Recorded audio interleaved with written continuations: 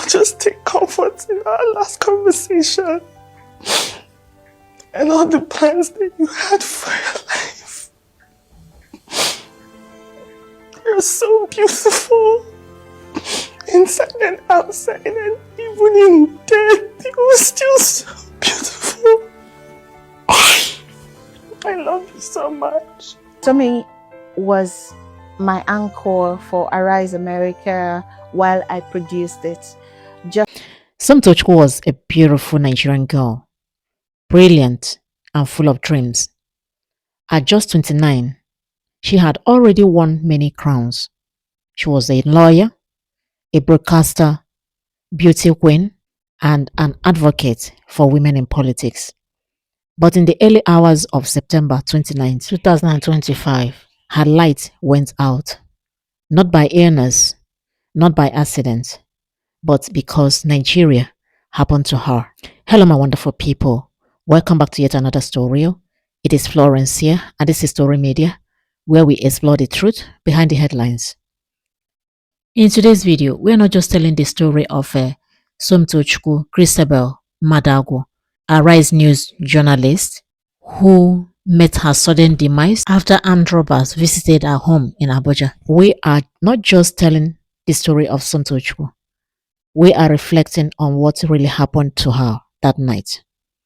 The 3 ways Nigeria failed her, and the shocking revelations from her own private chats, and why the federal government is now calling for a probe. Most importantly, we will ask a question that should haunt us all. How many more lives must be lost before things change?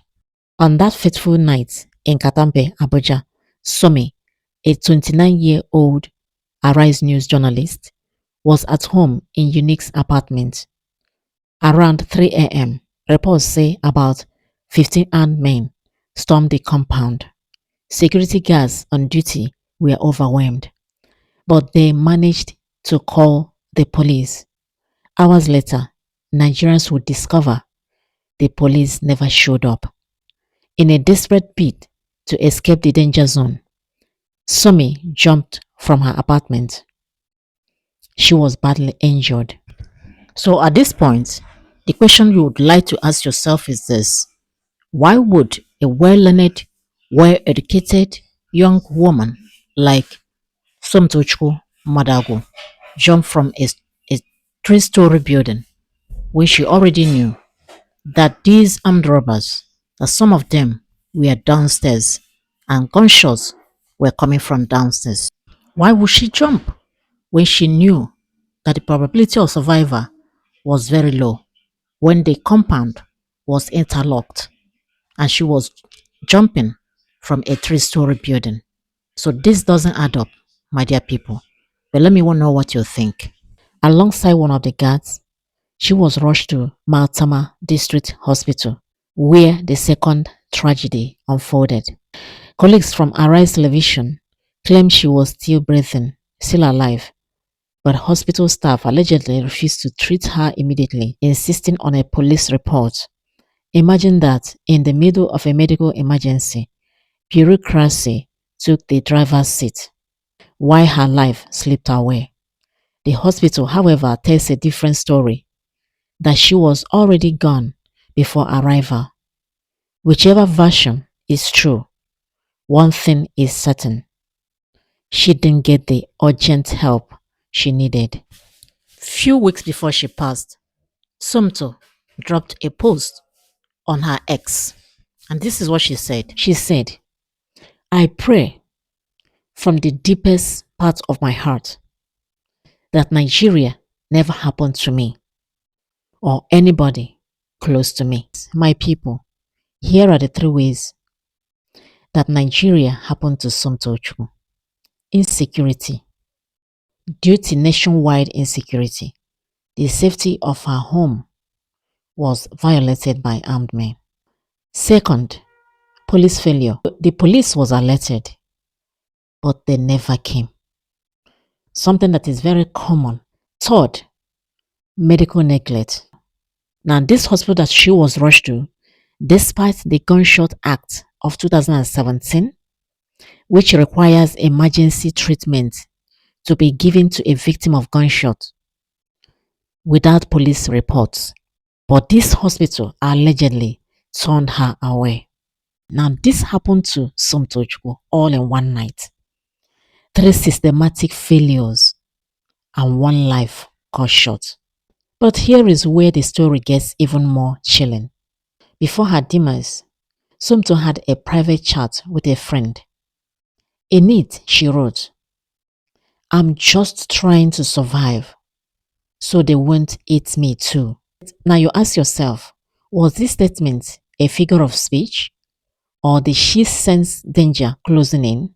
Now, weeks earlier, on her social media, she had made this prayer: "I pray from the depth of my heart that Nigeria never happens to me or anyone I care about." Those words now sound like prophecy. Some say she knew she was being targeted, and maybe that is why she jumped. But the puzzle remains. Who could be after this young woman? What did she see or know that made her so uneasy? Her passing has sparked outrage. Civil groups, Nigerians on social media, and even the federal government are demanding answers. A probe has been ordered into the robbery, into the police's silence, and into the hospital's refusal to treat. But Nigerians are asking, would this be another case of voice today and silence tomorrow? Or will things be different this time? SomTochukwu was more than a headline. She was a daughter, a colleague, a dreamer. She wanted to see more women in politics, more fairness in society, more hope in Nigeria.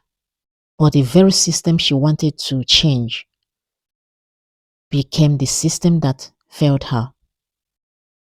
She once prayed that Nigeria would not happen to her. Sadly, it did. And that is why we must keep asking questions. We must keep demanding change.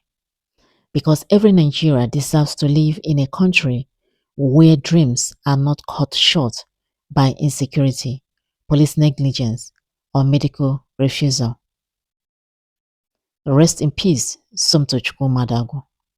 Your voice may be silent, but your story must never be forgotten. If this story touched you, don't just watch and scroll. Share this video.